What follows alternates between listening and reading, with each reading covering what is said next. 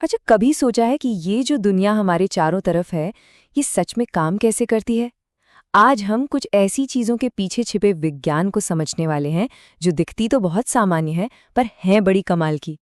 ये कुछ ऐसे सवाल हैं जो हम सबने कभी ना कभी जरूर सोचे होंगे कि भाई इतना बड़ा लोहे का जहाज पानी पर तैरता कैसे है, या फिर एक भारी भरकम हवाई जहाज हवा में उड़ कैसे जाता है। और हाँ, वो जो बड़े बड़े बांध होते हैं वो नीचे से ज्यादा मोटे क्यों बनाए जाते हैं। जानकर हैरानी होगी कि इन सारे सवालों का जवाब एक ही जगह छिपा है, और वो है तरल पदार्थों की भौतिकी, यानी फ्लूइड फिजिक्स। हाँ, हम उन चीज़ों की बात कर रहे हैं जो बह सकती हैं, जैसे पानी और हवा। तो चलिए एक एक करके इन रहस्यों से पर्दा उठाते हैं। तो इन सभी रहस्यों को समझने के लिए जो पहली और सबसे जरूरी कड़ी है वो है दबाव, यानी प्रेशर। समझिए कि ये वो बुनियाद है जिस पर बाकी सब कुछ टिका हुआ है। तो ये दबाव या प्रेशर आखिर है क्या? देखिए, बिल्कुल सीधी सादी भाषा में कहें तो ये वो फोर्स है जो कोई भी तरल, जैसे पानी या हवा, किसी भी सतह पर डालता है। आप इसे एक तरह का धक्का समझ सकते हैं जो हर तरफ से लग रहा है। अब तरल के दबाव के ना दो बहुत ही जरूरी नियम हैं।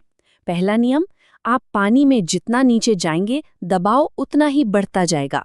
और दूसरा, ये जो दबाव है ये सिर्फ नीचे की तरफ नहीं लगता, बल्कि हर दिशा में बराबर लगता है। और बस यही सिद्धांत हमारे उस सवाल का जवाब देता है कि बांध नीचे से मोटे क्यों होते हैं। देखिए, बांध में सबसे ज्यादा पानी की गहराई नीचे यानी तल पर होती है, तो जाहिर है दबाव भी वहीं सबसे ज्यादा होगा।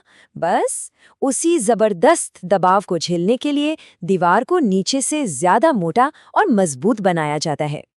तो अब एक सवाल मन में आता है कि अगर दबाव में इतनी ताकत है तो क्या हम इसे अपने फायदे के लिए इस्तेमाल कर सकते हैं? और इसका जवाब है बिल्कुल। यहीं पर एक बहुत ही दिलचस्प सिद्धांत सामने आता है। इसे कहते हैं पास्कल का नियम। ये नियम कहता है कि अगर कोई तरल किसी बंद बर्तन में है और आप उस पर कहीं से भी दबाव डालते हैं, तो वो दबाव बिना कम हुए उस तरल के हर एक कण तक और बर्तन की हर दीवार तक बराबर पहुंच जाता है।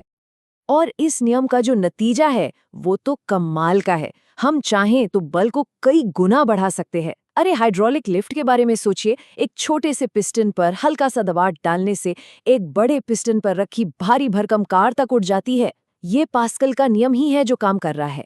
एक ऐसी खोज जिसने इंडस्ट्री का नक्शा ही बदल दिया। तो ये तो हमने देख लिया कि दबाव को कंट्रोल करके कैसे एक जबरदस्त उठाने वाला फोर्स बनाया जा सकता है। पर तब क्या होता है जब किसी चीज को बस ऐसे ही तरल में रख दिया जाए? चलिए अब अपने दूसरे बड़े सवाल पर आते हैं। वो बड़े बड़े जहाज आखिर तैरते कैसे हैं? इसका राज भी एक ऊपर की ओर लगने वाले बल में ही छिपा है। याद है, अभी हमने बात की थी कि गहराई के साथ दबाव बढ़ता है। बस वही बात यहाँ लागू होती है। जब कोई भी चीज पानी में होती है तो उसके नीचे वाले हिस्से पर पानी का दबाव ज्यादा होता है और ऊपर वाले हिस्से पर कम। दबाव का बस यही फर्क उस चीज को ऊपर की तरफ एक धक्का देता है। और इसी ऊपर की ओर लगने वाले बल को कहते हैं उत्प्लावन बल या बोएंट फोर्स। और महान वैज्ञानिक आर्किमिडीज ने ये पता लगाया कि यह बल ठीक उतना ही होता है जितना वजन उस चीज ने अपनी जगह से हटाए हुए पानी का होता है। तो देखिए, तैरने और डूबने का पूरा खेल बहुत सीधा है। अगर पानी का ऊपर वाला धक्का यानी उत्प्लावन बल उस चीज के खुद के वजन से ज्यादा है तो वो चीज तैरेगी। लेकिन अगर चीज का वजन ज्यादा हो गया तो वो डूब जाएगी। और यही वजह है कि लोहे से बना इतना बड़ा जहाज भी तैर जाता है, क्योंकि उसका जो डिजाइन है वो उसे अपने वजन से कहीं ज्यादा पानी हटाने में मदद करता है। अच्छा, अभी तक तो हम रुके हुए तरल की बात कर रहे थे, पर अब बात करते हैं बहते हुए तरल की, जैसे हवा या फिर नदी का पानी। और यकीन मानिए, यहाँ पर भौतिकी के नियम और भी मजेदार हो जाते हैं। डैनियल बर्नूली नाम के एक वैज्ञानिक ने एक बड़ा ही अनोखा पर क्रांतिकारी सिद्धांत दिया। उन्होंने कहा कि जब कोई तरल बहुत तेजी से बहता है तो उसका दबाव कम हो जाता है। हाँ, सुनने में थोड़ा उल्टा लगता है ना? पर सच यही है। यानी कि इसे ऐसे समझ लीजिए, स्पीड ज्यादा तो प्रेशर कम, और स्पीड कम तो प्रेशर ज्यादा। गति और दबाव का यही उल्टा रिश्ता हमारे तीसरे और सबसे बड़े रहस्य का राज खोलेगा कि हवाई जहाज आखिर उड़ते कैसे हैं। तो लीजिए, अब हम आ गए हैं अपने आखिरी हिस्से में। यहाँ हम अब तक सीखी हुई सारी बातों को एक साथ जोड़ेंगे और समझेंगे कि हवाई जहाज कैसे उड़ता है और कोई भी चीज़ हवा में गिरते हुए एक फिक्स स्पीड पर कैसे पहुंच जाती है। तो हवाई जहाज के उड़ने का जो सारा का सारा राज है ना, वो उसके पंखों के खास डिजाइन में छिपा है। कभी ध्यान से देखिएगा, पंख का जो ऊपरी हिस्सा है वो थोड़ा घुमावदार यानी कर्व्ड होता है और निचला हिस्सा लगभग सीधा या सपाट होता है। अब इस खास डिज़ाइन से होता ये है कि जब जहाज आगे बढ़ता है तो पंख के ऊपर से जाने वाली हवा को नीचे वाली हवा के मुकाबले थोड़ा लंबा रास्ता तय करना पड़ता है।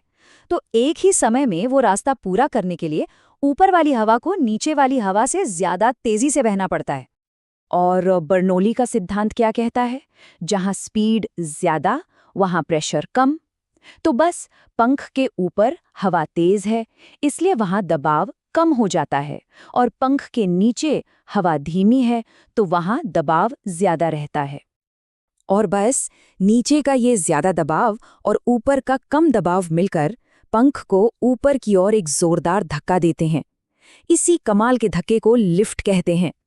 और यही वो ताकत है जो सैकड़ों टन भारी हवाई जहाज को हवा में उठा लेती है। चलिए अब बस एक आखिरी कॉन्सेप्ट और समझ लेते हैं। देखिए, हर तरल एक जैसा नहीं बहता है ना। शहद कितना धीरे धीरे बहता है और पानी कितनी तेजी से। तो तरल के बहने में ये जो रुकावट होती है, या सीधे सीधे कहें तो उसका जो गाढ़ापन होता है, उसे ही श्यानता या विस्कोसिटी कहते हैं। अब सोचिए, जब कोई चीज़ हवा में नीचे गिरती है तो यही हवा उसे रोकने की कोशिश करती है, जिसे ड्रैग कहते हैं। शुरू में तो ग्रेविटी की वजह से चीज़ की रफ्तार बढ़ती है, और जैसे जैसे रफ्तार बढ़ती है हवा की ये रुकावट यानी ड्रैग भी बढ़ता जाता है। फिर एक पॉइंट ऐसा आता है जब नीचे खींचने वाली ग्रेविटी और ऊपर रोकने वाला ड्रैग दोनों बराबर हो जाते हैं। बस उसी पल वो चीज़ एक फिक्स स्पीड से गिरने लगती है, जिसे टर्मिनल वेलोसिटी कहा जाता है। तो देखा कैसे तरल पदार्थों के कुछ सीधे सरल नियम हमारे चारों ओर की दुनिया को चला रहे हैं, बांधों से लेकर हवाई जहाज़ों तक। अब जब ये अदृश्य शक्तियां समझ आ ही गई हैं, तो जरा सोचिए हमारे आसपास और कौन-कौन सी चीजें हैं जो इन्हीं सिद्धांतों पर काम कर रही होंगी।